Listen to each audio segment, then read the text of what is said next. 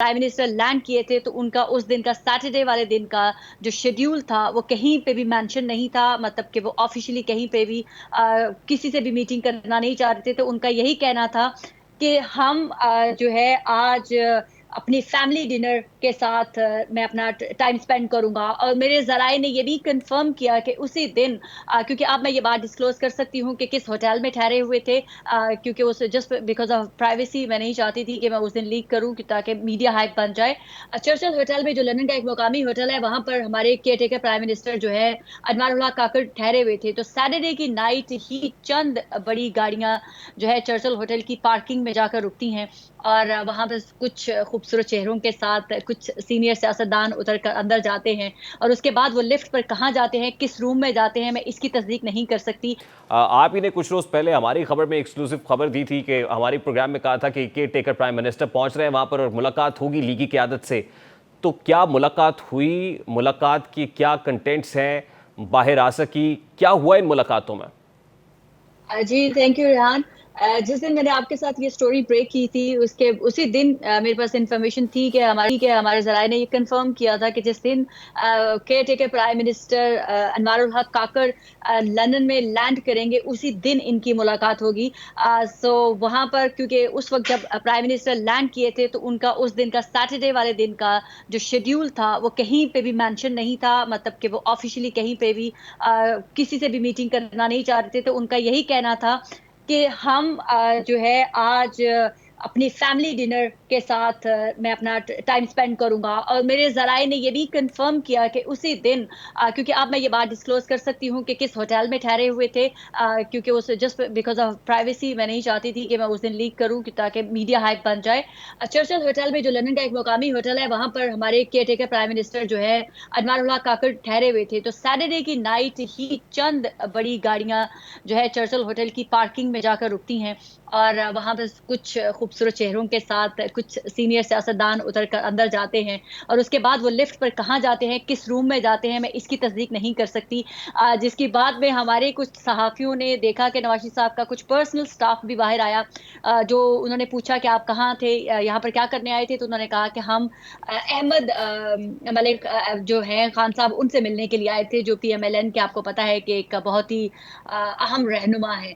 सो ये तो कंफर्म हो चुका है कि मियां मोहम्मद नवाज शरीफ, हमारे ज़राए ने कंफर्म किया कि उनकी फैमिली जो है वो उस तरफ गई थी और आगे किस रूम में गई है ये आप और मैं अगर हम बात मान लेते हैं कि वहां पर PMLN के लोग मलिक अहमद खान से मिलने गए थे तो हम मान लेते हैं। हाँ, तो फिर हुस्न इत्तफाक ही होगा कि अगर ऐसा होगा। लेकिन मियां नवाज शरीफ साहब खुद भी यहाँ पर मौजूद थे और अगर मुलाकात हुई है, जो लगता है हुई है, तो उस मुलाकात का एजेंडा क्या था? क्या बातें तय हुई? जिस इंपॉर्टेंट पैगाम रसानी की बात हो रही थी, क्या वो पैगाम पहुंचा दिया गया? और क्या उसी मुलाकात का नतीजा है कि नून लीग का बयानिया खासा बदला बदला दिखाई दे रही है? और बयानिया से मुतालिक इसहाक डार साहब से एक सवाल भी आपने किया और खासे नाराज हो गए। जी, मैंने आपको उसी दिन कहा था कि इस मीटिंग के बाद आपको पता चल जाएगा कि बयानिया किस तरफ जाता है, टोन किस तरफ जाती है। अगर एक्सेप्टेबिलिटी हो जाती है नवाज शरीफ साहब की तरफ से कि हम ये एक्सेप्ट कर रहे हैं जो भी आप बात कर रहे हैं, तो इनकी जो टोन है आपको बताएगी कि अंदर क्या बात हुई है।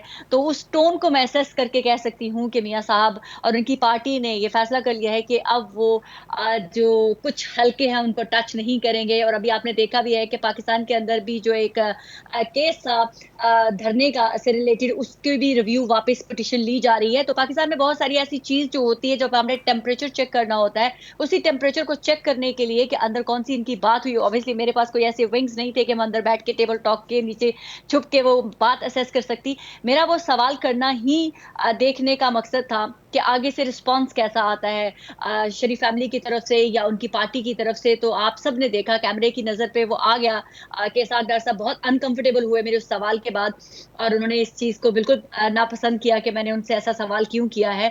सो मेरे समेत आप तमाम को जवाब भी मिल गए। राना सनाउल्लाह साहब ने भी इनकार कर दिया कि मियां साहब ने ऐसा कोई बयानिया बनाने की कोशिश नहीं की है, वो तो सिर्फ पार्टी वर्कर्स के साथ एक इंटरेक्शन था जहां पर उन्होंने ये बातें की, हमारा कोई इरादा नहीं है। अभी रिसेंटली जावेद लतीफ साहब की एक स्टेटमेंट आप पर देख सकते हैं, सुन सकते हैं। उन्होंने कहा कि हमने कोई ऐसा नहीं कहा कि हमने कुछ ऐसा करना है, हम तो पाकिस्तान को आगे लेके चलने की बात कर रहे हैं, ब्ला ब्ला ब्ला एंड सो ऑन। सो हम स्मेल कर सकते हैं अच्छा कि सफीना वो बताएं जो कि जो उनको 21 मैसेज दिया गया अक्टूबर था। मियां नवाज शरीफ की वापसी की तारीख बताई जा रही है, ये हतमी तारीख है और फिर इसके बाद क्या होगा, यानी मुस्तकबिल के सियासी मंजरनामे के हवाले से भी कुछ चीजें तय कर ली गई? मेरे ख्याल से मुझे अब ऐसा लग रहा है कि नवाज शरीफ साहब ज़रूर पाकिस्तान जाना चाहेंगे। वो इसलिए पाकिस्तान जाना चाहेंगे क्योंकि उन्होंने अपनी पर्सनल लाइफ़ के साथ-साथ अपनी सियासत की भी कुछ चीज़ों को सेट कर लिया है।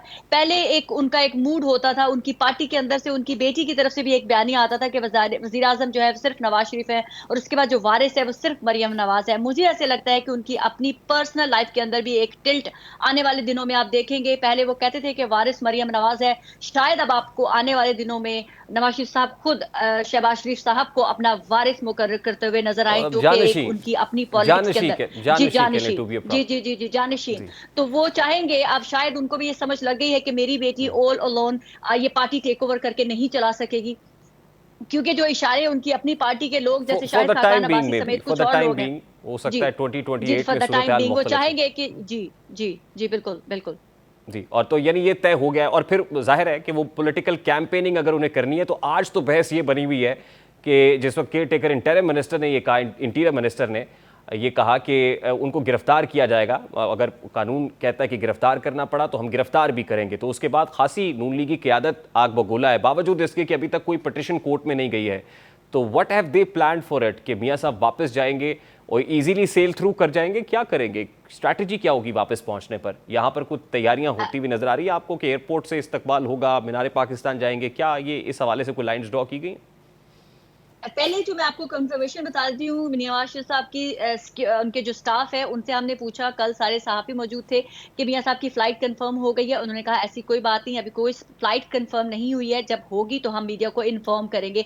तो ये तो ऑफिशियल स्टेटमेंट है। इसके बाद जब उनकी फ़्लाइट कंफर्म होगी, कौन-सा प्लान है, क्या नहीं है, वो हमें बता दिया जाएगा। अभी आपने पूछा कि नवाज शरीफ साहब पाकिस्तान में जाएँगे तो उनको सेफ लैंडिंग करने का मौका मिलेगा, नहीं मिलेगा? मैंने आपको लास्ट वीक भी कहा था कि एस्टेब्लिशमेंट की तरफ ये जो हमारे पावरफुल हलके हैं, उन्होंने किसी को भी ये गारंटी नहीं दी है कि हम आपको इक़्तिदार में लेके आ रहे हैं। अब ये नवाज शरीफ साहब का होली सोली अपना उनका खुद का फैसला होगा कि वो पाकिस्तान जाते हैं या नहीं जाते हैं। उन्होंने जो भी हमारे भुट्टी साहब ने एक स्टेटमेंट दिया है, इट्स वेरी स्ट्रांग मैसेज कि अगर आप आएँगे, आप पाकिस्तान में अकॉर्डिंग टू लॉ उन चीज़ों को फेस करेंगे। उनको कोई भी स्पेशल प्रिविलेज नहीं दिया जाएगा। जैसे मैंने आपको लास्ट वीक भी कहा था कि मियां साहब की जो टीम है वो चाहेगी कि इनकी जमानत पहले लेकर फिर पाकिस्तान में लैंड करवाया जाए, तो ये उसी के ऊपर काम करेंगे और डेफिनेटली ये इनकी कोशिश होगी पहली कि पाकिस्तान में अगर ये लैंड करते हैं तो नवाज शरीफ साहब को ठीक, जो है गिरफ्तार ना किया जाए। ठीक, बहुत बहुत शुक्रिया सफीना खान साहब आपके वक्त के लिए।